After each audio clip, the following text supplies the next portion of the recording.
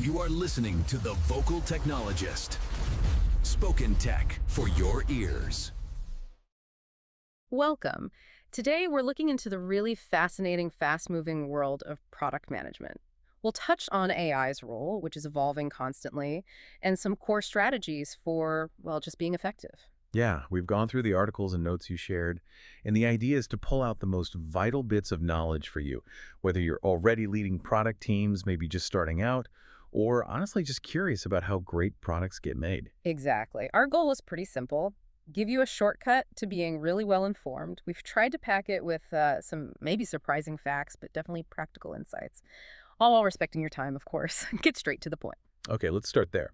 This concept of the dream PM, the one who supposedly does everything, it always felt a bit unrealistic. The question is, can AI actually make that ideal more achievable? Does it really deliver? Well, I think AI can make that dream PM less of a myth and more attainable.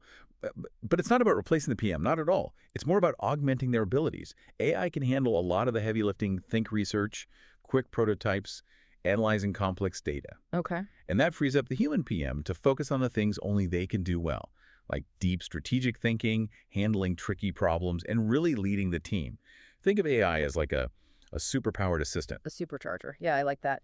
Okay, but let's push that idea a bit. What about creativity? Something we usually think of as uniquely human.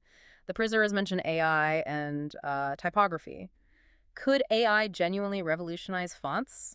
Seems a bit sci-fi. It's definitely speculative, that idea of fonts changing based on, say, reader emotion.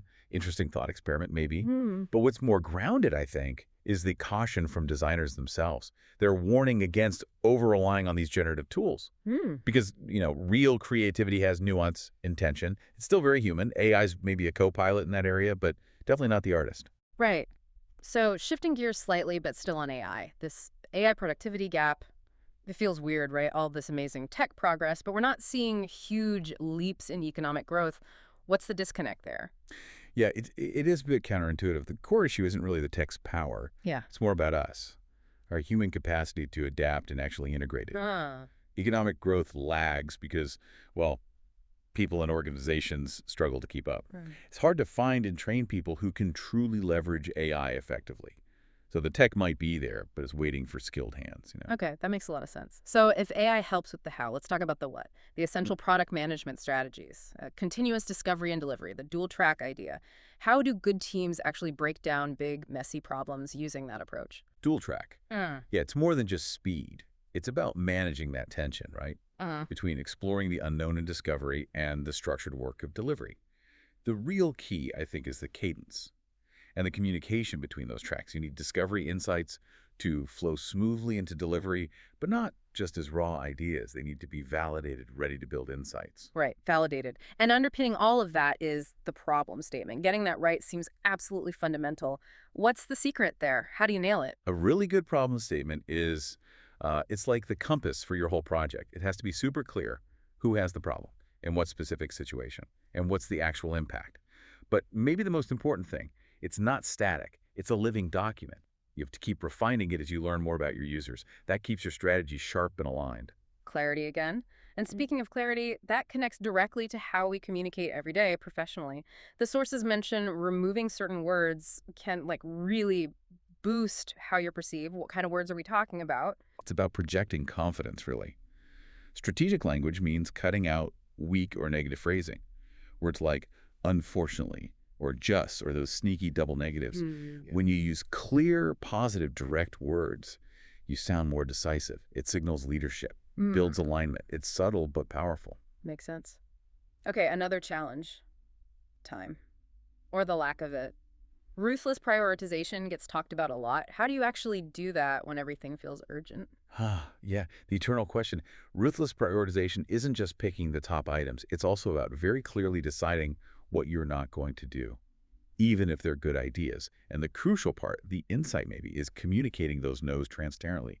Explaining the why behind the decision actually builds team trust. It doesn't break it. That transparency is key. Yeah. What about leadership hurdles, especially during big changes like reorgs? What are the typical mistakes leaders make there? Oh, reorgs are tricky. Common mistakes.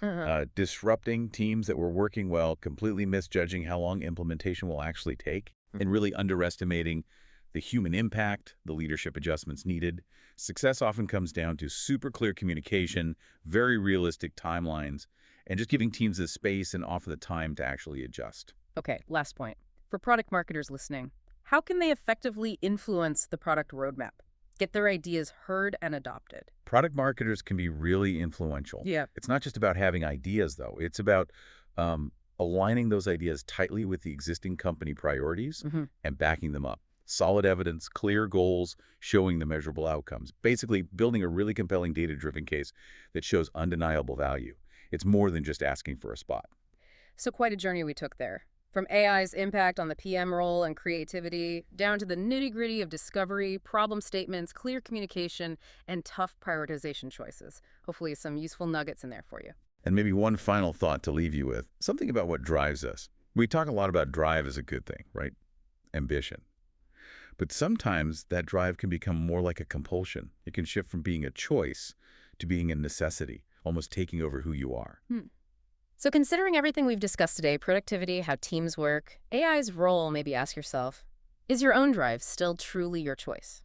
Or has it maybe become something that owns you? Definitely something to think about as you navigate your own path. You've been listening to The Vocal Technologist. Tune in next time.